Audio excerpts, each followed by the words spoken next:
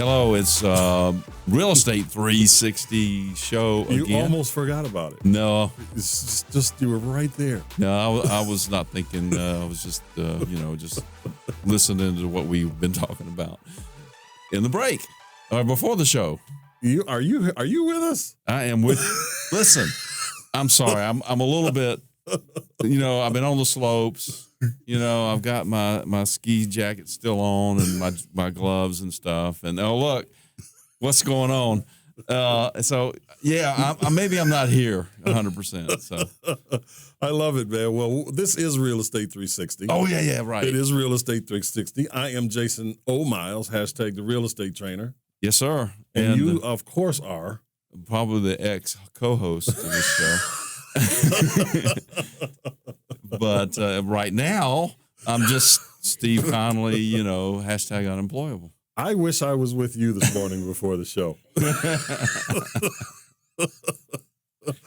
I love it, man. So listen, I want to just do a little housekeeping. I want to thank everybody for going on iTunes and Spotify and Google Play and YouTube, and of course going to the website realestate360show.com and engaging with us, subscribing, liking, listening, sharing the show, the podcast. Continue to do it. Engage with us. Look, we really want to see more engagement, to be honest with you. We get a little bit, but we want a lot. We want to know what you think. We want to know what you like. We want to know what you don't like. What do you want to hear about? What kind of problems are you having in your business? Give us some topics to talk about, because we could talk about anything. If it's business related, real estate related, of course. If you've got some even estate planning situations that you got going on, share it with us, because these are the things you need to really think about.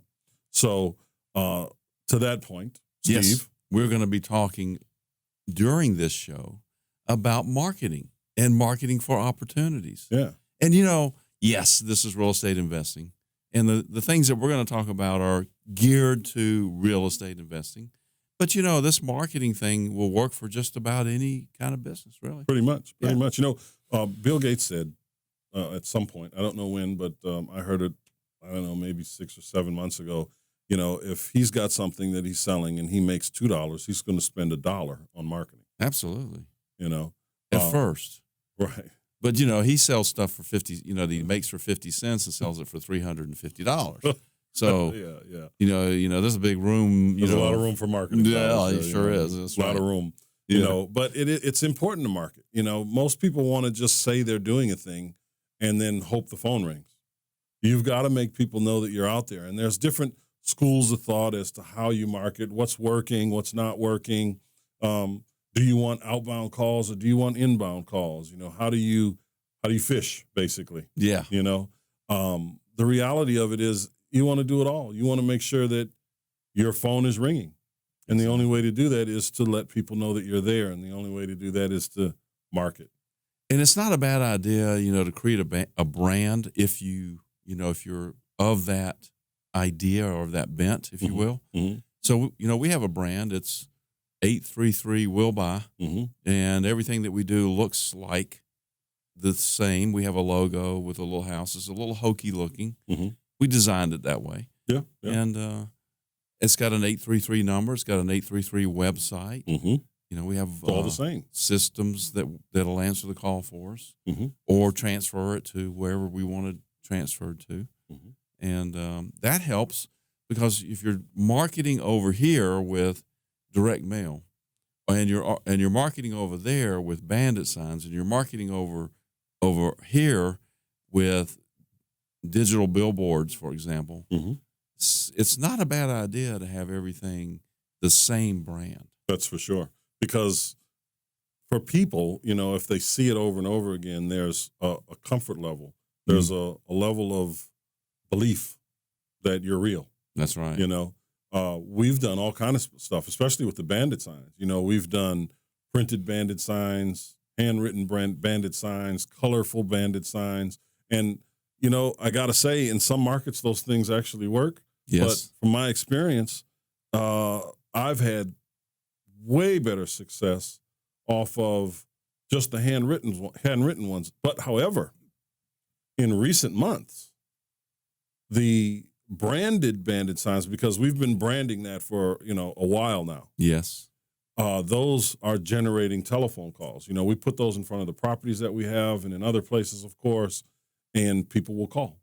And, you know, that's relatively indicative of what's going on in the marketplace. What I mean by that is right now there are a lot more people looking for values and opportunities in real estate transaction, houses and properties that fit the numbers. And there's way more of those people than there are the houses right now because of the squeeze in the economics. Yeah. And so when we put those signs out there, I get a lot more calls with people looking for houses than what the sign says, which is we buy houses. But they're calling saying, "Hey, do you have any inventory?" That's right. But that's the beauty of it. That's that whole reverse branding marketing, the reverse engineering thing. Yes, sir. You know, because we tell people this all the time. You know, if you haven't found any houses and you're marketing for houses, you got to go to where the houses are. Yeah. And you know what? You might not make $10,000 on a flip. You might make $2,500 or $1,500 by selling someone else's. But if your goal is to make money, does it matter whose house you sell? Yeah. Right. And I love the point you're making there. It's very difficult to find houses in the economic areas where everything is really stable. And so people are less likely to be in a situation where they have a problem that they need to be in mass. Need help in with. mass anyway. In mass, exactly. Yeah, you definitely can pick them out here and there. Yeah, because you know people get old and die. You know, or they get sick, they get divorced. Yes, you know, they lose their jobs. Things happen. You know, bankruptcy occurs. I mean, it's just what it is. Right. And we have people that are specifically going after some of those particular areas as well. A little more time consuming, right. A little bit of a different process, definitely a different conversation, but they are valid processes in terms of how you want to find properties. Exactly. You know, you can go after divorces. You can go after bankruptcies. You can do those things. You can sit there and pull all the documentations from the, what is it? I was going to say prohibition. Probate. Yeah. How old are you? Oh, my God. I thought I was the old one in the group here. I don't remember prohibition. Give me my whiskey. Take it out of the bathtub already. Yeah, get out of the speakeasy and get out there and do some marketing. That's right. You know. So, yeah, man, I mean, there's a lot of ways that you got to go about it. But you know what? For me, learning how to do this from the ground up, just like you. Sure. I had to do all those things to decide what I didn't like. Oh, yeah. Of course. Right. That's right. You know, I used to, it's very interesting. So I wanted to go deal with foreclosures or pre-foreclosures, right? So I was looking for properties in specific areas, and I would literally go through the paper because it was delivered on a paper back then and pick out the properties in the zip codes that fit the criteria that I wanted. Yeah. And I would pick out 100 because there's always more, but I didn't have any money. Right. So I had X number of flyers, right? And so I wanted a high probability of closing the deal. So I looked at the areas that I wanted and the deals that made sense in terms of when it was purchased, those kind of things. So there would be enough equity in it. And then I would take 100 flyers and I would mail them to those people. Oh. And then I would follow that up with a letter. And then I would go over the weekend and take my flyer, because my face was on the flyer, and knock on those 100 doors over the course of the weekend. But I would do, 10 or 12 deals out of 100. Those are huge numbers. They are. Holy moly. But the work that went into it is not sustainable. I'm lazier than that. Exactly. So listen, here's one thing I think I'd like for us to do, and this is just off the top of my head because I like flyers, and I may not have enough time, for this until we get to the next segment. But I like flyers, like what you're talking about. But I'm hiring your son, yes, to put out flyers after Christmas. Yes, and it's for Will Buy LLC, of course, and he's going to go put them on 500 mailboxes, and I'm doing them 2 up, which means you get 2 on a 8.5 by 11 page. So let's see what happens with that. So that's 500. I may have to put out 1,000 before we get one. But you talked about, do you want outbound or inbound calls? I like people calling me. That's right. And so because there's a whole psychological thing going on there. That's right. But let's see what happens with that. And so I'll be getting I've got a great code. I got a special code from Office Depot.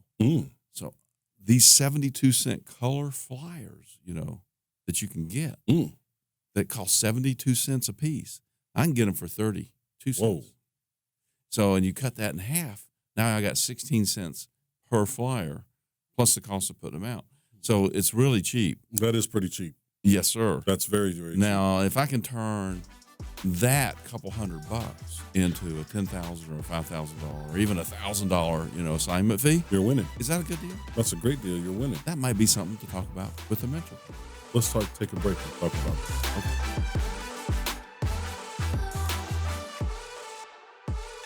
We'll buy your house. Click 833willbuy.com. That's 833WELLBUY.com. Or call 833-WILL-BUY. Se habla español. Llámanos. We Call are us back. today. Real Estate 360 Show. But listen, Steve. Yes. You just made a reference to something called a mentorship program. Oh, yes, I did. That was so long ago. But yes. So we have a mentor program, and this is going to be open for anyone that is within the sound of our voice, and that includes all of our iTunes and iPods and YouTubes and anything that you can imagine. So if you can hear this, you may want to be a participant in the mentor program. I don't know. Now, what that is you can go to the realestate360show.com. I must be overheating. This jacket is really hot. Your brain is boiling, isn't it? I don't know. And fill out the application on the Twitter. Yeah, man. Fill out the application. Here's what we're going to do. We're going to take somebody that is really, really interested in learning how to be a real estate investor. Yeah. And show them the ropes and show them what to do, how to do it, give them ideas, find out what they like to do, and then say, okay, if you like to do this, then we suggest you do that in the way of marketing. Or if you like, to make phone calls and make cold calls, you can do that. If you want people calling you, you can do this. And then we'll teach them how to recognize an opportunity. Absolutely. Because that's what our last show was about, was recognizing opportunity. That's right. And from that, we're going to teach somebody how to be a successful real estate investor. Steve, I just have to ask. I think that's great, by the way. I want to say, if you guys want to be a part of that mentorship program, you have to go to realestate360show.com and just fill out a very simple application. It's more of a questionnaire. Correct. And do that. And that's where you go to do that. So if you have an interest in being a part of that, it's 1 year, and you get to use all our resources. We're going to show you how to utilize these things. We're going to show you the processes. We're going to work with you. You're going to make your own decisions, of course, but we're going to give you the processes, and we're going to give you everything you need to find success in this and walk you through it. Basically hold your hand through these deals so that you can begin to change your life financially. Not really going to hold their hands. No, not technically, no. Well, no. Because here's the thing. We want you to do this. That's right. We already know how to do it. This is not about us doing it for anybody else. We're going to say, hey, do this, do that, do this. But it's going to be up to whoever we select on this mentor program. And we're not going to just pick anybody. We want somebody that has a burning desire to be successful in real estate.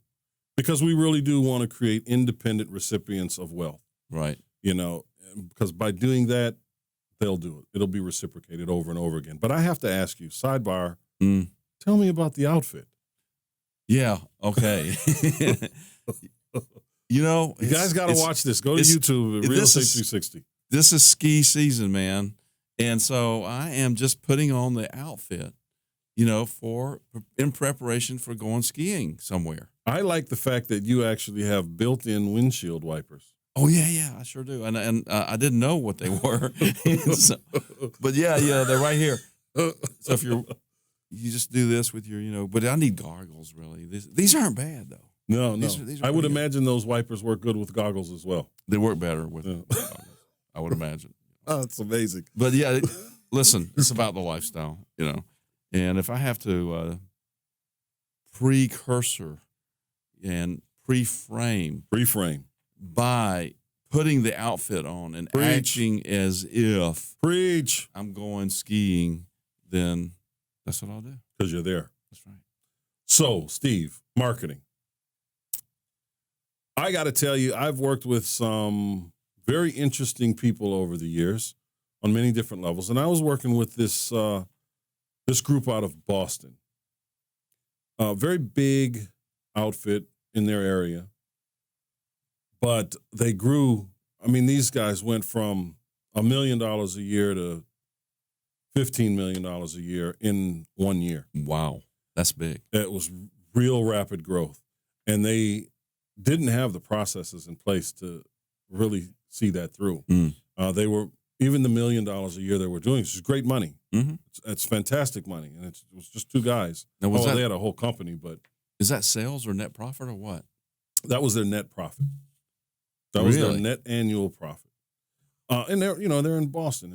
It's a much bigger market. I mean, their flips, they were clearing anywhere between $80,000 and $130,000 a deal.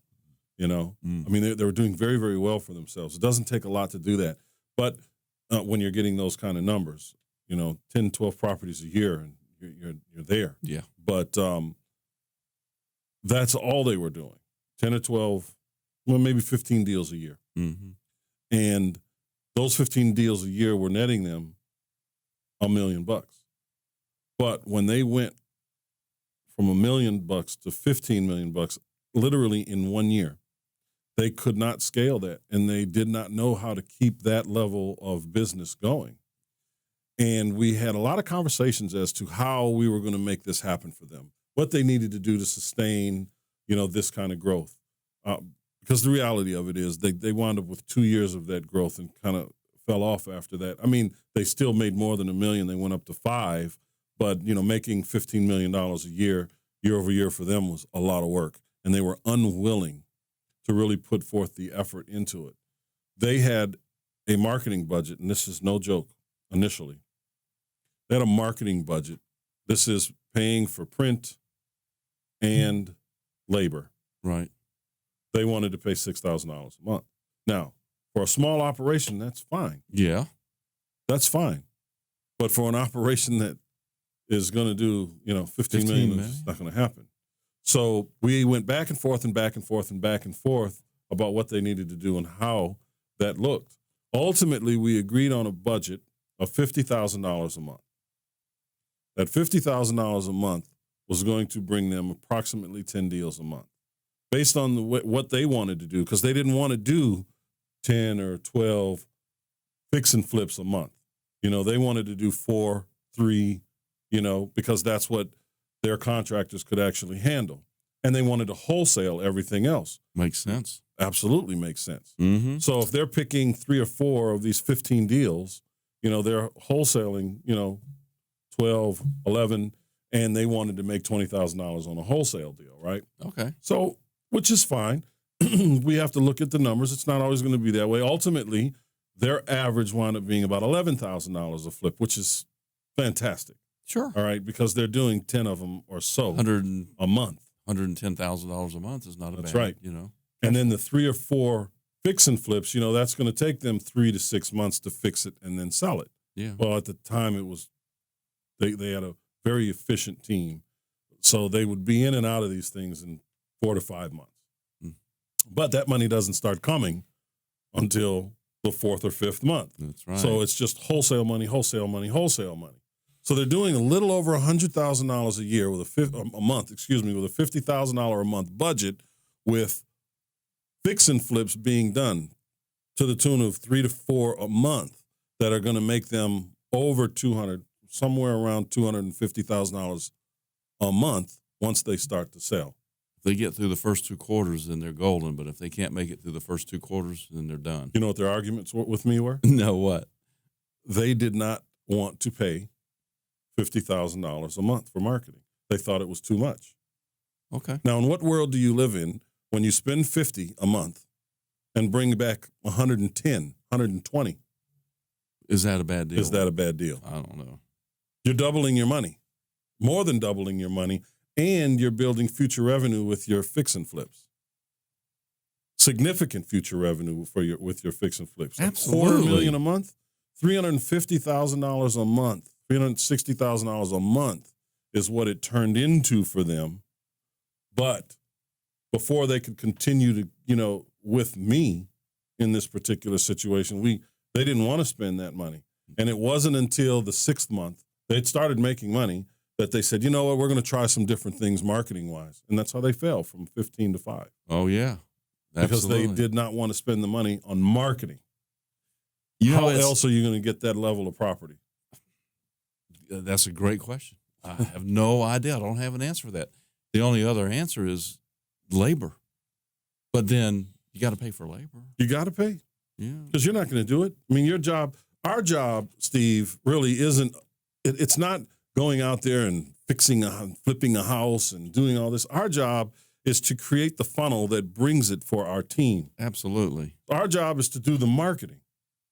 Our job is to create the opportunities. Absolutely. And recognize the opportunities and put them into the system so that they generate cash flow. That's right, because we can't do it all. I'm not going to go knocking on doors anymore. No. I don't have the time for that. I don't have the time to cold call. I personally don't have the time for that anymore because we have a machine now. That's Now, right. if it's just me and I'm just starting out and I've got nothing but time, then I'm on the phones. Then I'm knocking on doors. It's because that's what you have to do, Sure. right? But once you put systems and processes in place and you put money behind that machine and you know that it works and you have a team to see it all through, your job changes. Your performance in this big play is not what it was when you began.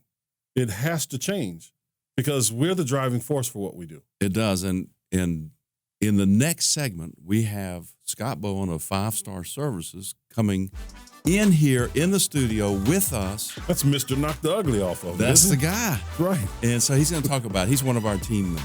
Let's do it. Let's take it.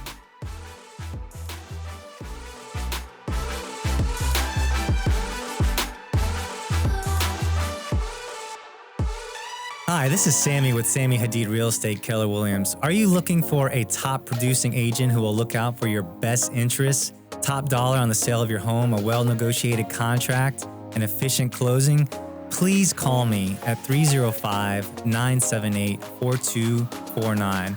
I'm more than happy to set up a consultation. I'll put together a proposal for you to net top dollar for your home, what it is that I'm doing to get all my homes sold. Then you can decide what's best for you.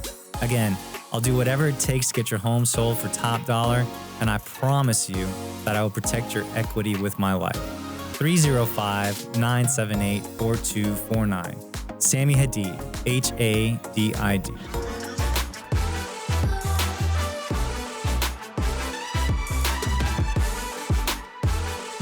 Hey, this is Real Estate 360. Real Estate 360, we are back. We are back. Steve, I had to take the driver's side. That's okay. That's fine with me. I'm overheating over here.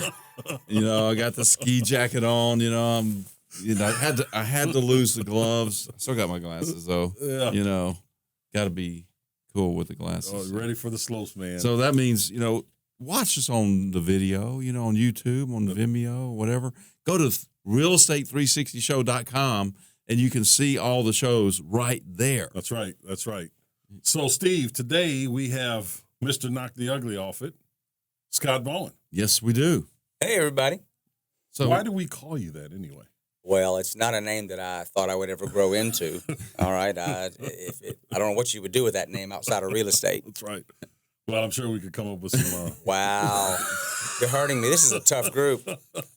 Where's the love? yeah, but in some situations, if you try to knock the ugly off, you might end up in jail. You know what I'm saying? Wow. Yeah. There's that too. There's some uglies that you just can't knock off. Yeah. Yeah. But on houses, that's not the case. Right. Yeah, that's right. That's right. So, Scott, we have been discussing our processes, in terms of marketing, what we do. Towards the last segment, we talked a lot about the funnel that we create from our marketing and then how we, hand down the processes to, the next tier, the next, what's next. Sure. So once we have a property that's come in, it's been identified, we have an appointment that's set up, we got to get that thing looked at. Right. Right. We need to know really what's going on with this thing. right? Right. Is the foundation gonna be stable enough to fix the house? Do we got to fix the foundation? Are there water leaks underneath the house? Because that can be a real problem. We've got a house like that right now that you helped us Sure. handle. But all these things that maybe we miss, because we just don't know to look for that, or maybe we know to look for it, but we don't know the telltale signs of a problem. Right. So we have to send that down to the next tier, the expert that does those things, because I don't know that there's a water leak unless it's leaking water, because I don't know what to look for. Right. Don't feel bad. I mean, you don't really know a house till you live in it, and then you know everything. Yeah. And so it's helpful to me. First thing I do when I get someone that shows interest in getting a repair done is I'll go online and take a look at the picture of, like, from the street, through Zillow or one of those, and that gives me an idea. And then I'll take a look at kind of how that might tie in if it's obvious. And then, of course, once I get out there, if I can meet someone that has spent time in the house, that helps to just make everything very concise. Mm-hmm. But there's always things to look for. I mean, there's things that you'll just won't see till you're really in the thick of it, looking at everything. Mm-hmm. So it matters. Yeah. It matters. And when you get to a house, do you have like a process? Do you start at one spot and you kind of take it inside or outside? Or Good question. It's actually a system, and depending on what I'm there for, like let's just say if it's water intrusion, then of course I'll be starting on the outside because I'm looking at the yard itself, the geographics, what's around it. Is the house sitting lower than the street grade, right? Which is called a negative grade, meaning that the house is lower than the street is, or the neighbors around it. I mean, some houses, let's face it, they sit in a bowl, and everybody's water goes straight to them. Yeah. And when that happens, you have to start from the outside. And I always look at that from the roof line down, and if it's not water, if it's anything else, of course you get specific with it, but there's always, a lot of times there's feeder issues that, just using the water as an example, if you can keep the water off the foundation to begin with, then you have a lot less chance for it to get into the house. Mm-hmm. Make sense? That Absolutely. does. Yep. So what are you all specializing in at the moment, if there's any one thing? That's a good question, too. This time of year, folks tend to wait to the last minute. We're doing a lot of roofing issues, and not everybody needs a new roof, but some folks on the other end of the spectrum, they won't acknowledge that there's a roofing issue till the shingles are on the kitchen floor, right? It's tough when you go out to somebody's house and they have a water issue going on, and it's a roof leak, and it's like, well, I ask them, I say, okay, here's what you have, because the first thing is to go in, talk to them, make them comfortable that you actually know what you're doing. Right. Okay, you're not just somebody off of Craigslist that just shows up and tries to sell them a bucket, right, or a tarp. I like that story you tell about that bucket, by the way. Oh yeah, real stories. Yeah. Life happens to everybody. Yeah. So one of the things that we do is go out and talk to the folks that are there, see what they're experiencing, and then see what they've had done previously. Because usually when folks call someone else in, they've already had the brother-in-law that they owe, $200 to come in and give him a shot at it first. And so we end up fixing a lot of $6 haircuts. Yeah. If you know what I mean. We get up there, and the first thing we have to do is undo what was done. Oh, yeah. Because it's still not working. Yeah. This last one that I went to, we were the fourth person that they've called in. And it just, when I got up on the roof, it just looked like an experimental zone of silicone and black tar and, plastic. And, you got to give these folks an A for effort because they're trying, but they're not fixing the problem. Well, roof leaks specifically can be a tough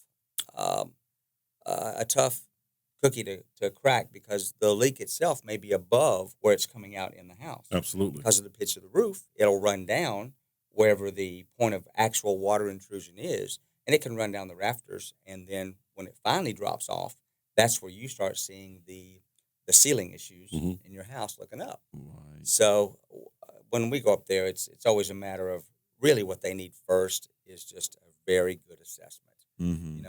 Don't go up there and just fix it. Go up there, look at it, figure out probability, we'll go up there with, you'll laugh, but I look like a landscaper going up there. Rakes and push brooms and blowers and things like that. Because when we get up there, it's usually that this time of year, if there's a canopy around, there's a ton of leaves and pine straw and stuff up there. So if you just go right above the leak and start making repairs, you're probably not going to hit it. Mm-hmm. We had a very interesting situation 2 or 3 years ago on a property we bought, and the house had seemingly a new roof, right? Okay. A few years old. Someone started the renovation, and put a new roof on it. All right. But when it started to rain, we were renovating the house, and it started to rain. At this time, it rained for like 3 days straight, and all of a sudden there were water leaks everywhere. Oh, wow. Yeah. On the sheetrock, right inside the house. We're like, what's going on? Upon further inspection, the roofers, however they did this, they had all these nail holes all over the place. And of course they have to nail the stuff in, but however they did it, or maybe it was how they laid the paper, there was water coming in from these holes all over the place. Just all over. We wound up having to redo that roof, which was, of course, not in the budget because the roof was relatively new. Sure, and you'd already seen it, so you thought it looked good. Absolutely. I get that, yeah. But because of how the roofers did the work, there were leaks everywhere. And it wasn't a situation where you could go up and fix the leak. I mean, they were coming from everywhere. Oh, wow. Yeah, that's a nightmare. And they were coming through the nail holes. And then, of course, that water was leaking through that paper some kind of way. Sure. It just needed to all be redone. But that's shoddy work by the contractor in that particular situation, or whoever that guy was. Yeah. On your big ticket items, like your systems, roofing system, HVAC system, plumbing system, whenever you're doing an inspection, some of that's hands-on. You won't get that off the computer. You won't get it from just looking at the house from the outside. You want to try to get as much activity in the house as you can, meaning like if there's rain and so forth, that's like, well, when we do a roof repair, we can test it with a garden hose, but let's face it, that's not the same as a deluge of water for 3 days. Exactly. So there's a big difference there. But when we go up and we're walking a roof, and you look down at the roof where your feet are, you should never see a nail, period. All nails get covered because when they use the term shingling, that simply means that the shingles are laying overlapping, and you shouldn't see nails, right? But we see them all the time where folks go up there, they throw up the roof, and they're trying to get to the next job. Right. And that's just rough. And then, of course, when you go inside, that's the ripple effect where one problem's led you now to drywall repairs and priming and painting and blah, blah, blah. So it's worth it to take the time to really see what you have. Right. But what you're saying about just looking at the roof and budgeting, I totally get it. Yeah. Totally because get it. you think that you know what you're looking at until you don't. Right. And again, it's just to stress the importance, really, of having qualified people help you with your process, especially if you intend on doing the renovation. Sure. Absolutely. So, when I walk through that, I can tell you, I mean, I've looked at I don't know how many houses. I knew that this was fine. Well, I can see why you would say that. Yeah. Yeah. Yeah. Until I had 3 days of rain. Of course. Well, and there's something else just on roofs, since we happen to be talking about it.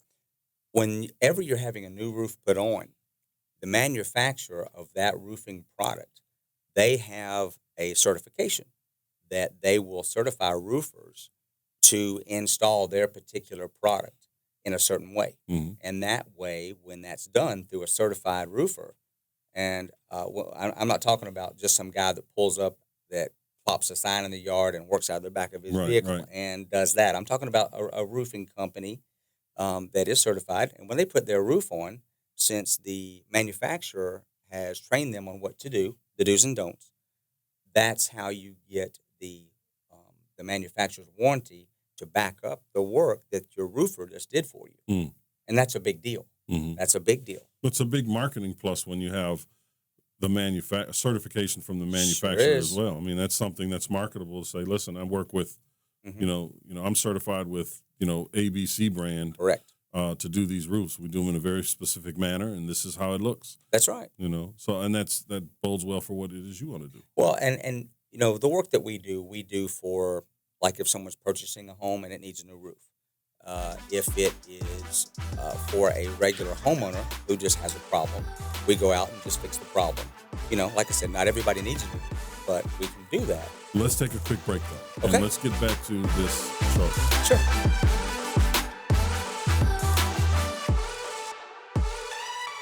Hey, if it ain't broke, don't fix it. If it is, call us. I'm Scott with 5 Star Services. We do home renovations from your rooftop all the way down to the ground. Interior, exterior, it doesn't matter. We do it all. Give us a call. You can reach us at 404-348-2348. That's 404-348-2348. Or you can get us online at www.5starservicesatlanta.com. Give us a call. Estimates are free. We'll be happy to take a look at what you have. This time of year, we're getting a lot of roof activity because of all the rain, but we can handle, like I said, anything from the roof down. If it ain't broke, don't fix it. But if it is, call us. I'm Scott Bowen with 5 Star Services. Thanks.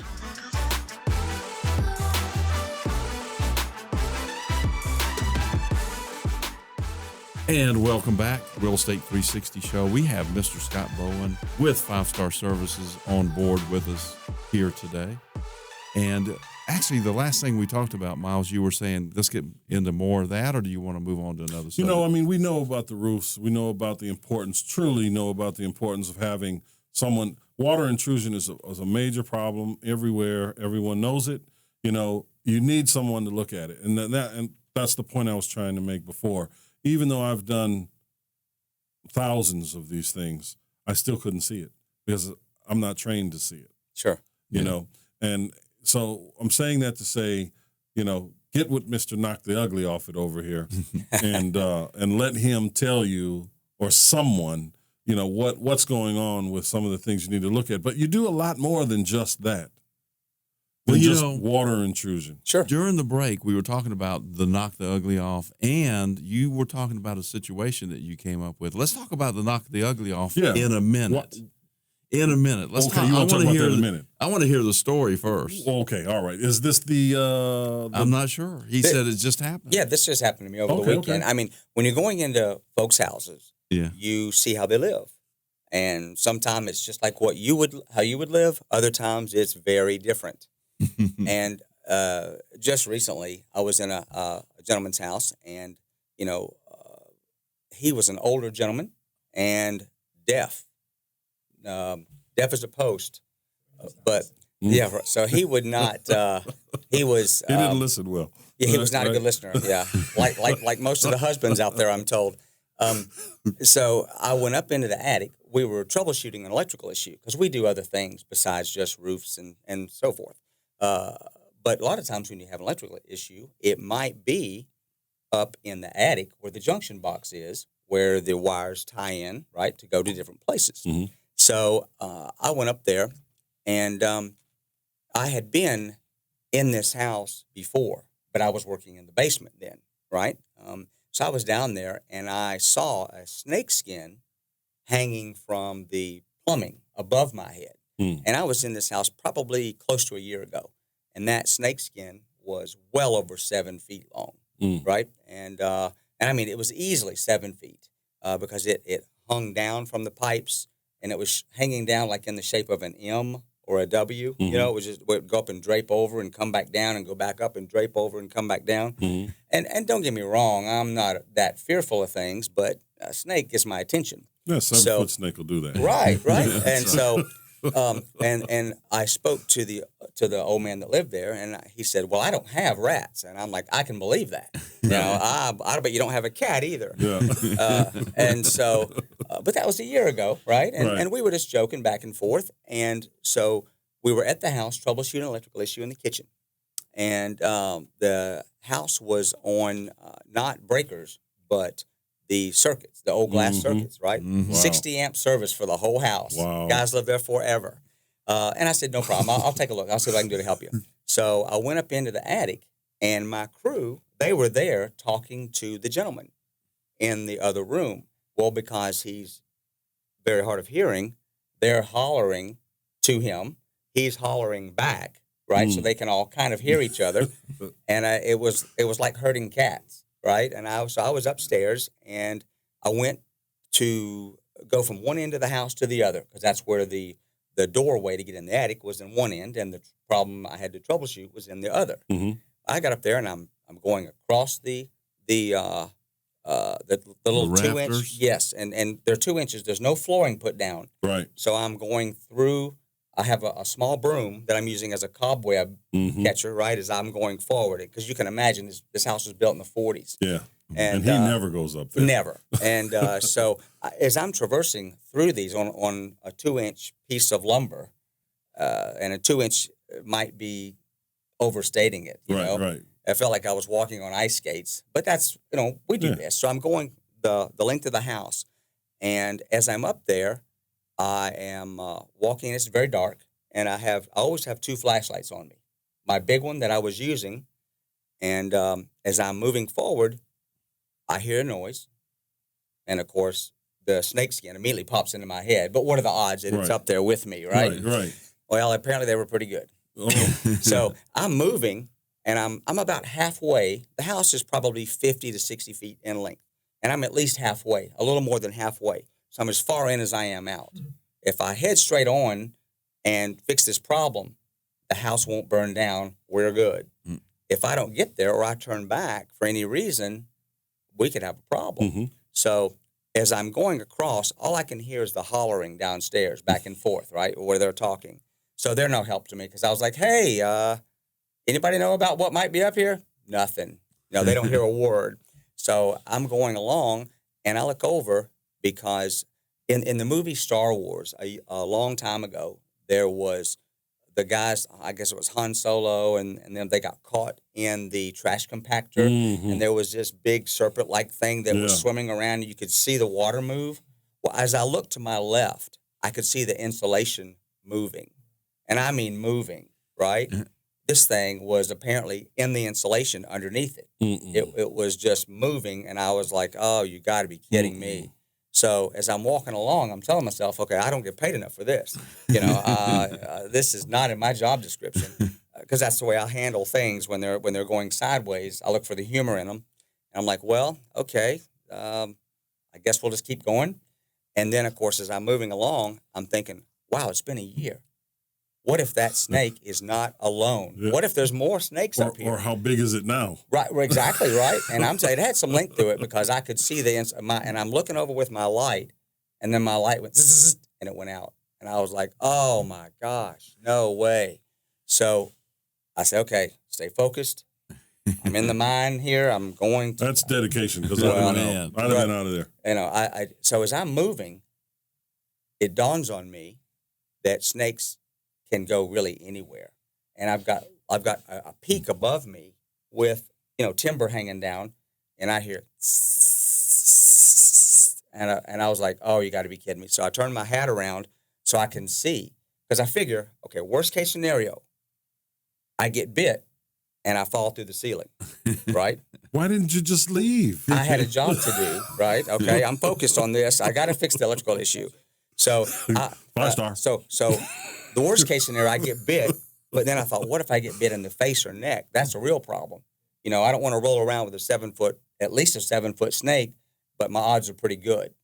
But coming with more than one or getting bit above the shoulders, that's a game changer. So as I was moving forward, I'm looking up, I'm looking down, and like I said, my light went and went out.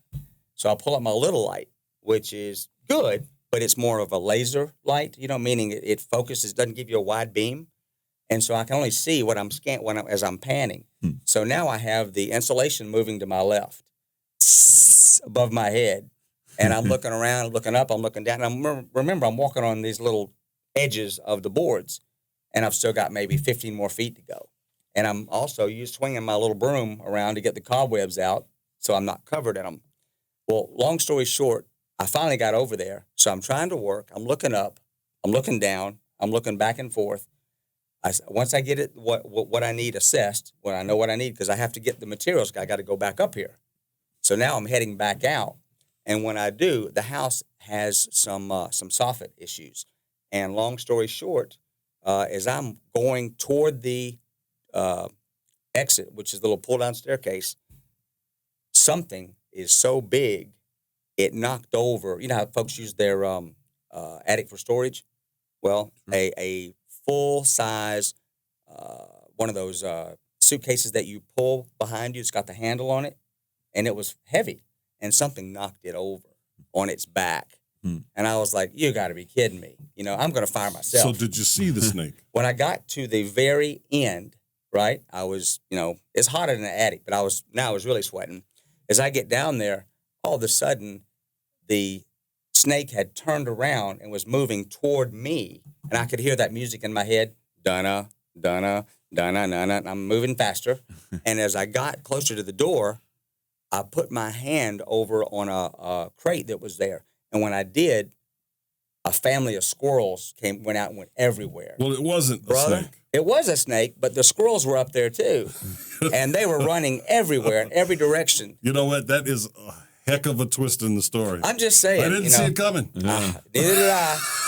And I was like, thank you. When I got downstairs, my crew was still talking to that older gentleman, and they were all hollering. I just didn't say a word. So I'm afraid to ask the next question because that was a heck of a story. It's a true story. Who makes that stuff up? The knock the ugly off it, though. Oh, yeah. Well, in knocking the ugly off, what we do is we take a look. You look at a house and you see how the house should look. I'll take the short version of this. Well, no problem. To fit into the neighborhood. And, you know, like if we have gutters hanging off or the house has mold or, you know, things that are just screaming, I need to prepare before, like, let's say you're going to sell the property to someone else. Mm-hmm. They don't need to see hardcore stuff that takes away from the way the property looks. It's better to get the ugly knocked off of it so that when they get it, they can see that they have room in the renovation to do what they want to do. Like do the landscaping, cut the bushes down, maybe do the roof or something. Right, exactly right. Maybe add a little porch or a cover over the porch on the front or something. Things like that. I mean, you go into houses and there's been a fire. Yeah. You know, you want to get all that fixed to get top dollar for what you're going to do, because if you're going to move it to someone else or a retail buyer, they need to see it fixed. They don't need to see it necessarily just looking the way that it was when we got there. So let me ask you. Yeah. If someone wanted to get a hold of you so that they could watch you wrestle snakes and squirrels in their attic, you're how hurting can me. they do that? You're hurting me. Oh, my gosh. You can reach me at 5 Star Services. It's 404-348-2348. That's 404-348-2348 or 5starservicesatlanta.com. And I would prefer that you not necessarily call me for snake wrangling, you know. There's another service for that out there, right? Animal control. We run into the darndest things. That's right. But listen, I want to thank everybody for being with us. Thank you, Scott, for coming to share your story with us today. It's a pleasure. Your wrangling story. And make sure that you're listening to us on iTunes, Spotify, Google Play, YouTube, the website, realestate360show.com. Fill out the application if you want to get mentored. My name is Jason Miles. Steve Connolly. And thank you so much for listening to us today.